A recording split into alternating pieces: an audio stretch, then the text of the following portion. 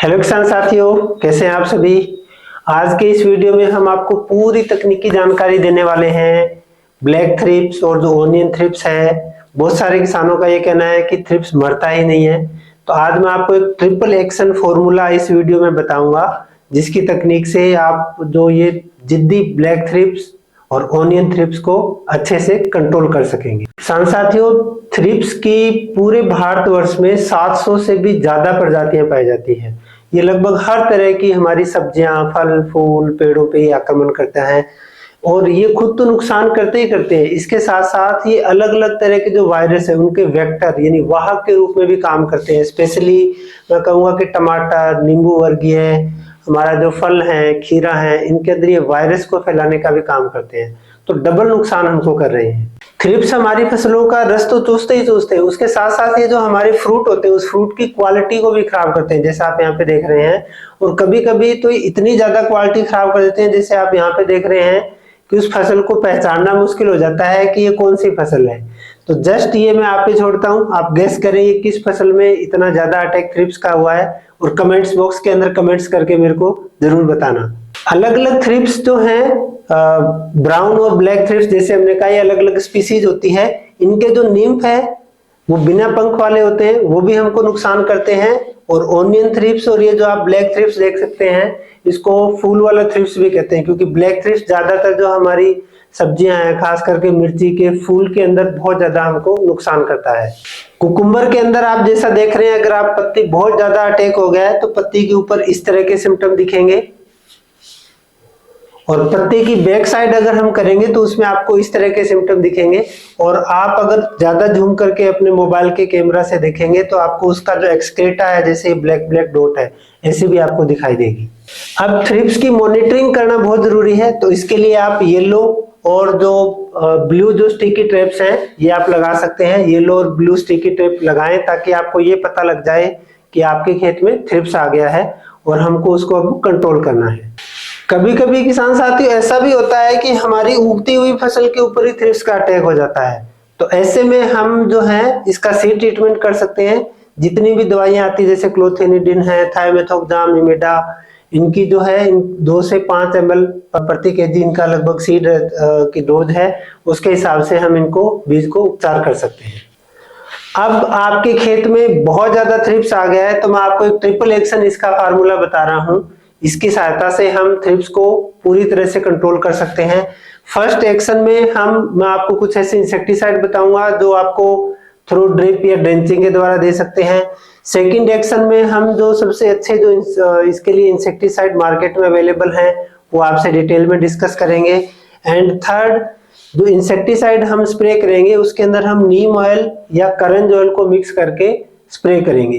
तो जब हम 3 एक्शन एक साथ करेंगे तो हमारा जो थ्रिप्स है ये कंट्रोल हो जाएगा। फर्स्ट एक्शन में अगर हम ड्रेंचिंग कर सकते हैं, अगर हमारी बहुत ही छोटी पौध है या हमने बीज लगाया है या नर्सरी ट्रांसप्लांट की है या बहुत छोटा पौधा है जिसपे हम चाह रहे हैं कि उसके ऊपर हमको कोई स्प्रे नहीं करनी है, तो यहाँ पे आप इमिडा या थायोमेथोक्साम की ड्रेंचिंग कर सकते हैं 1 और 0.75 ml पर लीटर वाटर की डोज से। ये जो दवाइयां हैं ये न सिर्फ थ्रिप्स को कंट्रोल करेगी बल्कि और भी तरह के जो सकिंग पेस्ट है, जैसे हमारा व्हाइट फ्लाई है, एफिड है, जेसिड है, उनको भी कंट्रोल करेगी। इसके अलावा ये मिट्टी के अंदर और भी कोई दीमक है, इस तरह का कोई कीट है तो उसको भी ये कंट्रोल करेगी। अगर हमारी फसल बड़ी है, आपकी उसमें ड्रिप इरिगेशन का सिस्टम लगा हुआ है, तो थ्रू ड्रिप भी हम ये 3 इंसेक्टिसाइड ऐसे हैं जिनको हम ड्रिप से दे सकते हैं। जब आपको लग रहा है कि थ्रिप्स का अटैक बहुत ज्यादा हो गया तो आप इनको थ्रू ड्रिप भी दें और ऊपर से स्प्रे भी करें। ड्रिप के अंदर जो इनकी डोज रहेगी कितनी रहेगी, इमिडा को हम 250 से 750 ml according to our crop stage ले सकते हैं। थायोमेथोक्साम 100 से 400 ml और डिनेटोफुरान जो आती है टोकन के नाम से, इसको हम 100 से 150 ग्राम प्रति एकड़ पानी के साथ में दे सकते हैं। सेकेंड एक्शन, जैसे मैंने कहा, नीम ऑयल 1500 ppm से ऊपर का आपको वेजिटेबल्स में यूज नहीं करना है। अगर आप कोई फील्ड क्रॉप में कर रहे हैं तो 10,000 या आजकल 50,000 ppm आ रहा है, वो भी यूज कर सकते हैं। सेकंड, आप करंज ऑयल यूज कर सकते हैं। आप इन दोनों को भी यूज कर सकते हैं कॉम्बिनेशन में। एक खास आपको ध्यान में रखना है कि गर्मियों का अगर मौसम है तो वहां पे कभी कभी नीम ऑयल के फाइटोटॉक्सिक सिम्टम आते हैं। तो आप विशेष रूप से ध्यान रखें कि गर्मियों के अंदर इसका उपयोग जो है सावधानी से करें, स्पेशली जो हमारी कुकुरबिट क्रॉप है उसके अंदर।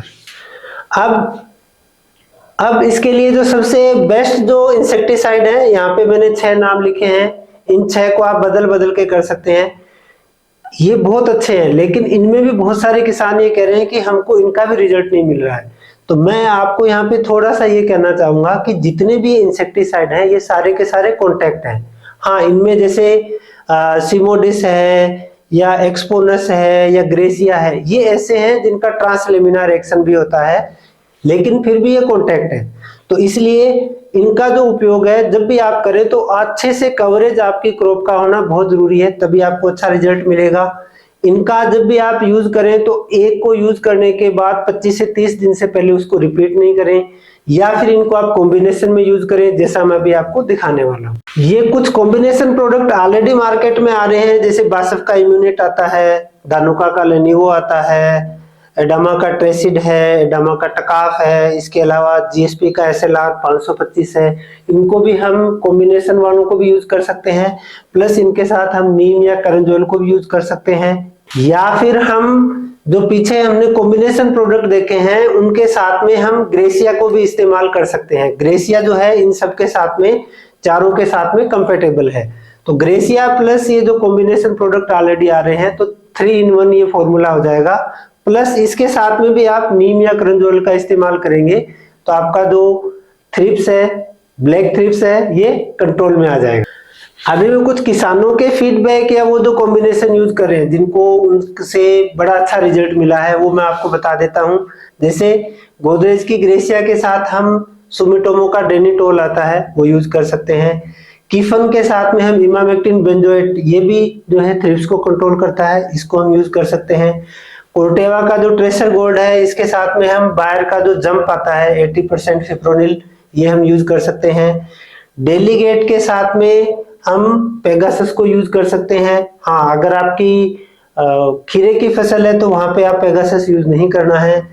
बासफ का जो एक्सपोनस आता है इसके साथ में हम बासफ का ही पायरेट जो इंसेक्टिसाइड आता है उसको हम यूज कर सकते हैं, और इनको यूज करने के साथ साथ हम इसमें भी नीम ऑयल या करंज ऑयल को मिक्स कर सकते हैं। किसान साथियों, कैसी लगी आपको ये जानकारी? अपने सभी साथी किसानों को शेयर करें और वीडियो को ज्यादा से ज्यादा लाइक करें।